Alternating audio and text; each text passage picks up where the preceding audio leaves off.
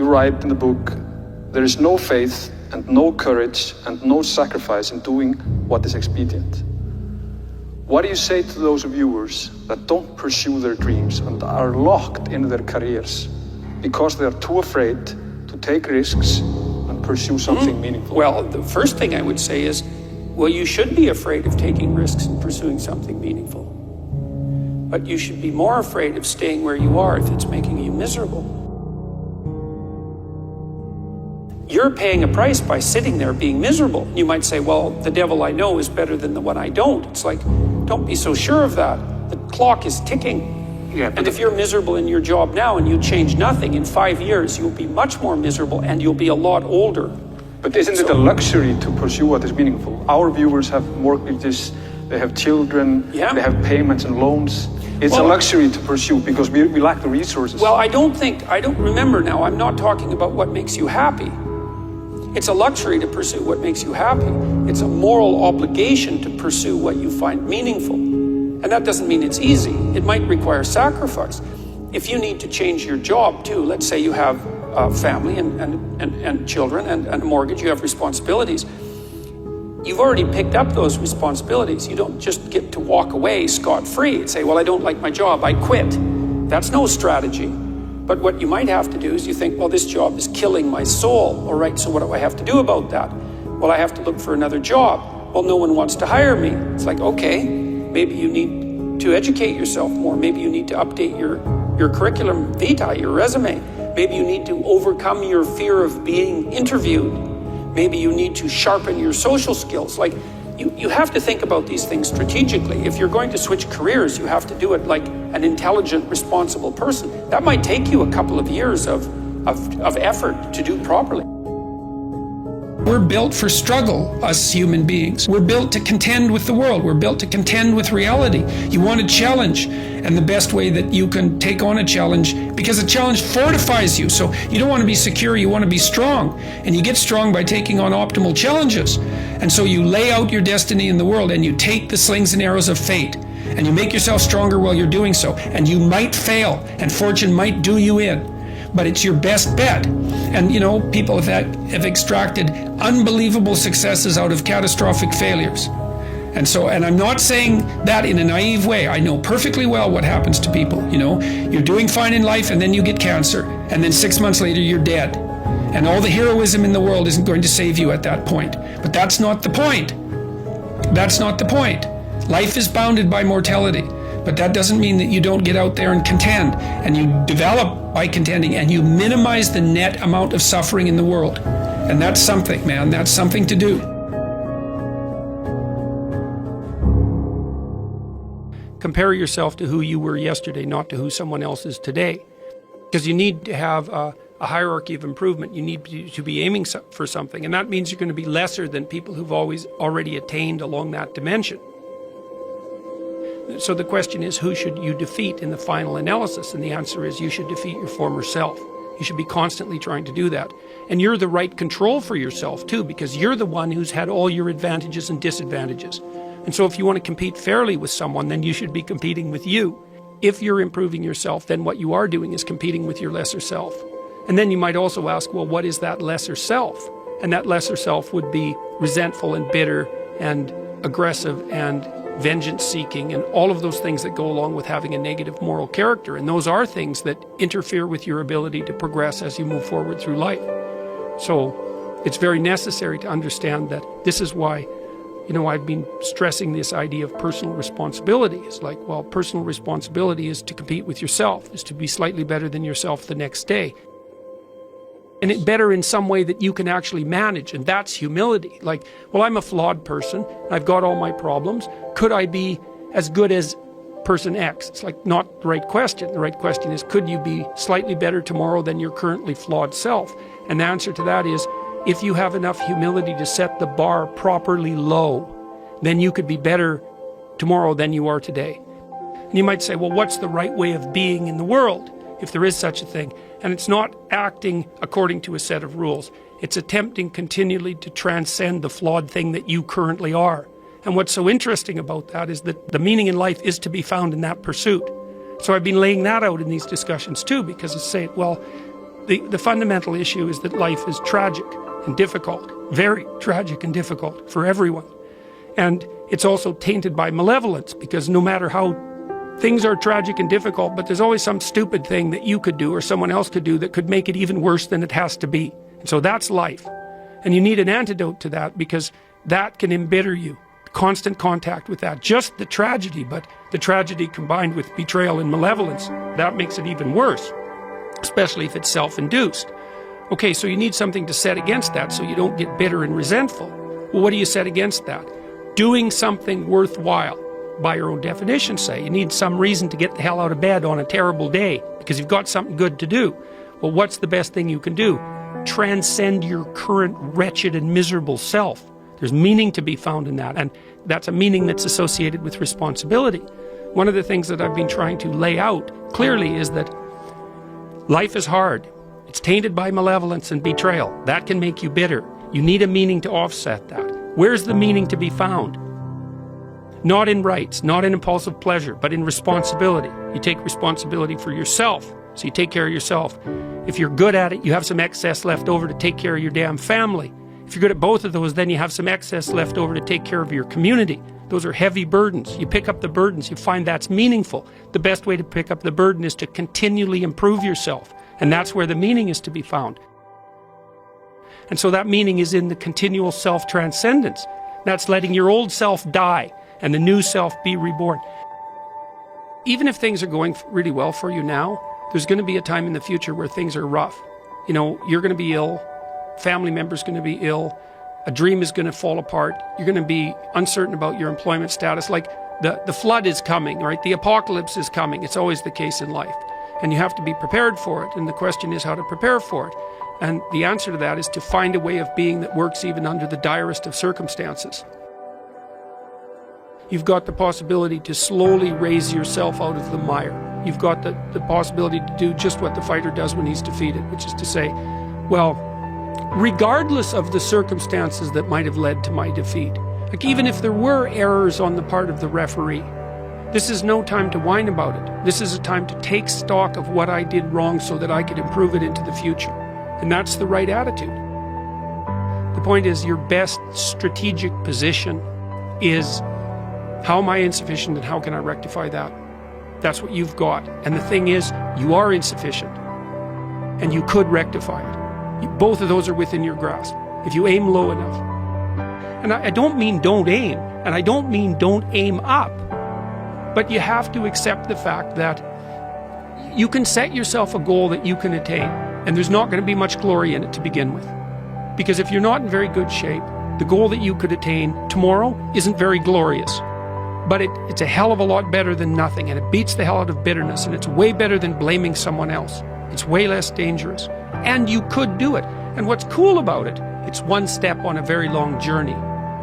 And it starts to compound on you. So a small step today puts you in a position to take a slightly bigger step the next day, and then that puts you in a position to take a slightly bigger step the next day. And you do that for 2 or 3 years, man, you're starting to stride.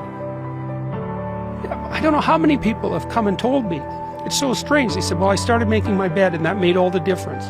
It's like, well, yeah, you decided to aim up, man.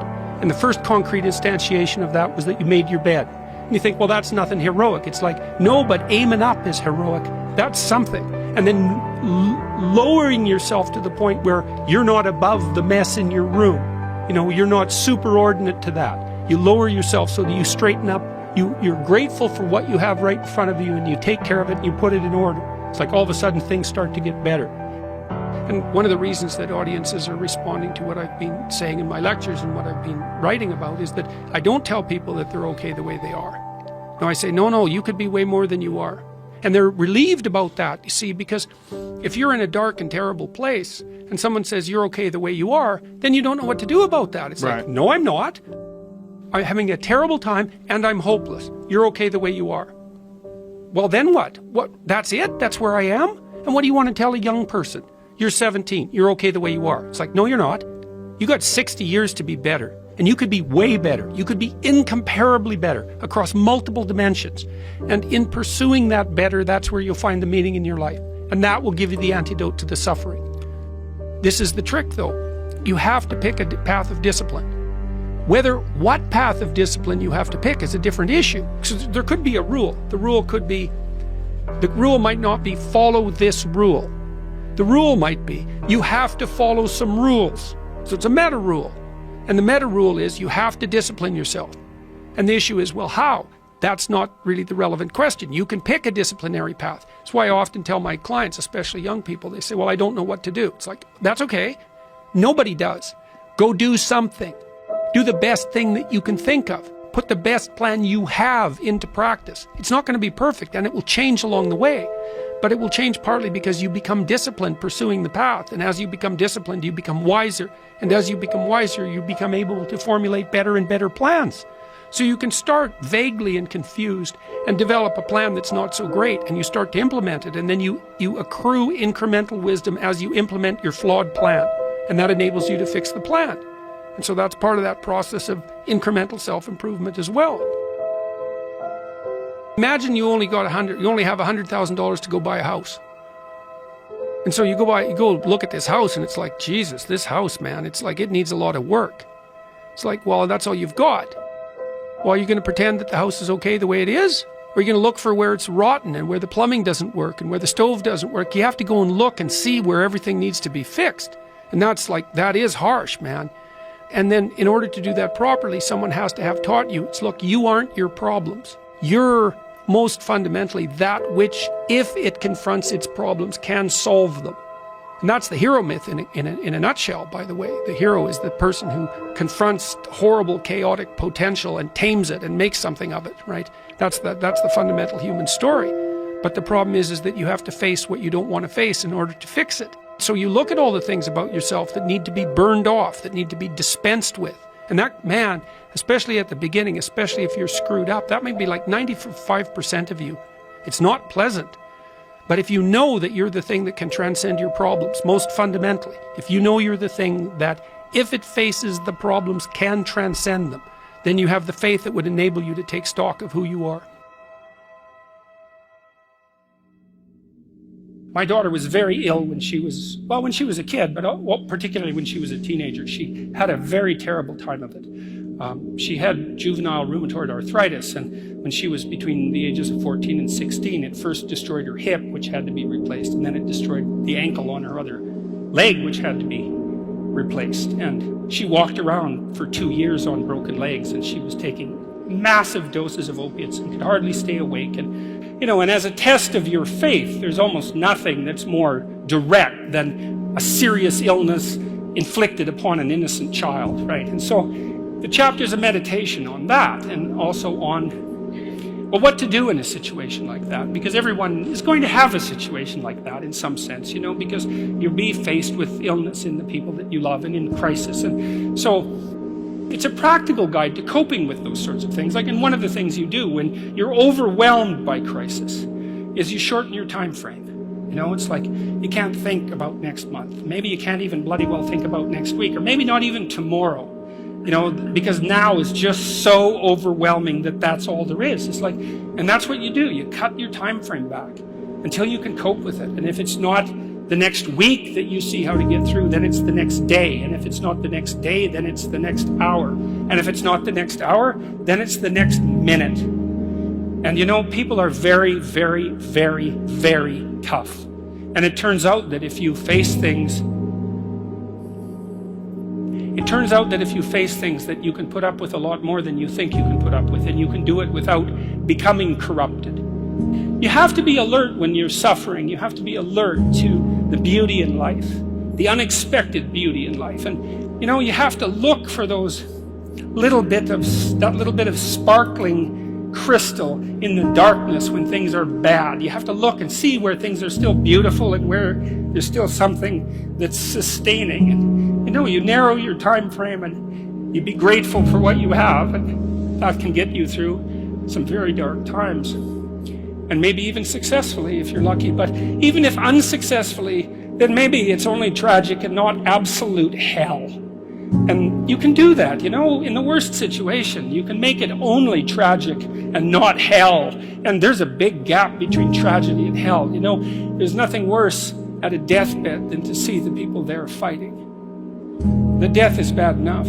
but you can take that, as terrible as it is, and make it into something that's absolutely unbearable. And maybe I think, and this is sort of what I closed the book with, is this idea is that if we didn't all attempt to make terrible things even worse than they are, then maybe we could tolerate the terrible things that we have to put up with in order to exist. And maybe we could make the world into a better place.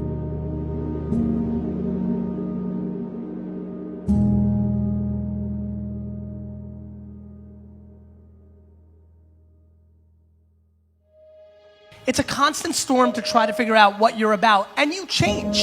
At 26, you're all about the hustle, you're gonna be a billionaire, this and that, and then you go to the bar one night and you fall in love, and it changes what you care about, right? And then you have a child, and then this happens, and then that happens. Things change. You just have to always consistently try to figure out what's driving you, and not because other people are watching, and not because that's what your dad wants, and not because that's what you said was gonna happen, and it doesn't look like it, and your family's gonna judge you.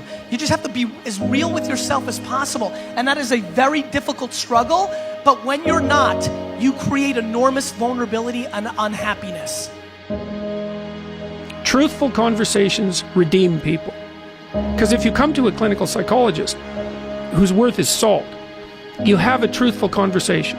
The conversation is, well, here's what's wrong with my life, and here's what caused it. You know, maybe it takes a year to have that conversation, and here's how it might be fixed. Here's what a beneficial future might look like. And so it's a completely honest conversation if it's working well. And all that's happening in the conversation is that the two people involved are trying to make things better. That's the goal. Let's see if we can have a conversation that will make things better. I think one of the factors in the resistance to these ideas of discipline and of taking responsibility for yourself is people recognizing that they're not doing that in their own lives, and they get upset, and instead of looking internally, they try to attack the thing that's upsetting them. They attack your message. They attack the philosophy behind it, rather than look internally and objectively and having some sort of introspective point of view where you go, okay, am I reacting to this because this resonates? Like I'm missing this aspect of my life? Does this diminish me? Or is this guy pointing something out that I can benefit from? Very few people are willing to do that. Very few people are willing to take that critical moment to look at their own behavior and look at their own thought process and wonder if the actual adverse reaction they have to this person's message is because they know that they're wrong. Start the process of becoming much more honest with yourself. It will help you make much better decisions, and it will help you in the long run. It may not taste as fun or as glamorous in the short term, but it will put you in a much better position. Stop doing the things that you know are wrong that you could stop doing. Right? So it's a fairly limited attempt. First of all, we're not going to say that you know what the good is or what the truth is in any ultimate sense. But we will presume that there are things that you're doing that for one reason or another you know are not in your best interests. There's something about them that you just know you should stop. They're kind of self-evident to you. Other things you're going to be doubtful about. You're not going to know which way is up and which way is down. But there are things that you're doing that you know you shouldn't do. Now, some of those you won't stop doing for whatever reason. You don't have the discipline, or maybe there's a secondary payoff, or you don't believe it's necessary, or it's too much of a sacrifice, or you're angry or resentful or afraid. Who knows? But there's another subset that you could stop doing. It might be a little thing. Well, that's fine. Stop doing it and see what happens. And what'll happen is your vision will clear a little bit. And then something else will pop up that you will also know you should stop doing and that you could stop doing. And you could do that repeatedly for an indefinite period of time. And you know, that doesn't necessarily mean that you're going to ever be able to formulate a clear and final picture of what constitutes the truth and the good. But it does mean that you'll be able to continually move away from what's untruth and what's bad. And you know, that's not a bad start.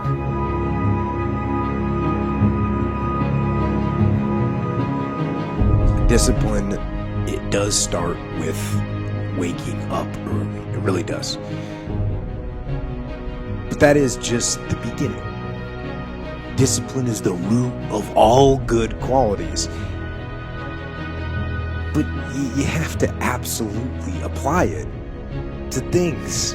outside of just waking up early. It's everything. It's working out every day, making yourself stronger and faster and more flexible and healthier. It's about disciplining your emotions so you can make good decisions. It's about doing the tasks that you don't necessarily want to do, but that you know will help you. And that's what discipline is. Discipline means taking the hard road, the uphill road, to do what's right.